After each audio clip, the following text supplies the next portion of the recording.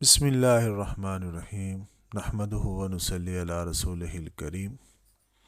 ہمارے بہت بڑے امام حضرت امام شافعی رحمۃ اللہ علیہ، حضرت امام اعظم امام ابو حنیفہ رحمۃ اللہ علیہ کا سال وفات اور حضرت امام شافعی رحمۃ اللہ علیہ کا سال ولادت ایک ہے، یعنی آپ 150 ہجری میں فلسطین کے ایک مشہور گاؤں غزہ میں پیدا ہوئے تھے۔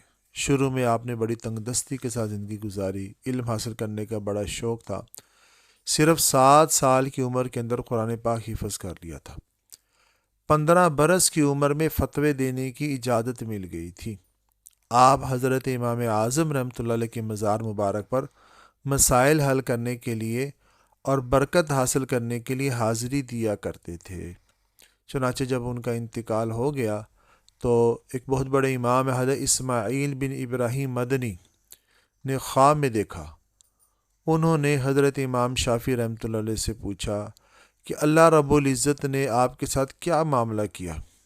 حضرت امام شافعی رحمۃ اللہ علیہ کہنے لگے، میں نے بڑی کتابیں لکھیں، بہت سے فتوے دیے، بہت واعظ و نصیحت کی، لیکن اللہ رب العزت نے مجھے میں نے تمہاری بخشش صرف ایک درود شریف کی وجہ سے کر دی، اور سب برکت وہ اس درود شریف کی ہے جو میں پڑھا کرتا تھا۔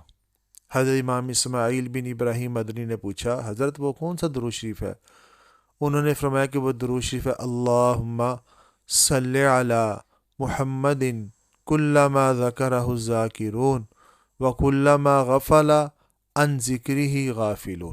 یہ بڑا ہی مبارک درود شریف ہے، اس لیے ہمیں بھی کوشش کرنی چاہیے، چلو کم از کم صبح و شام 3 مرتبہ اس درود شریف کو ہم پڑھ لیا کریں۔ اللہ پاک ہمیں عمل کی توفیق عطا فرمائے۔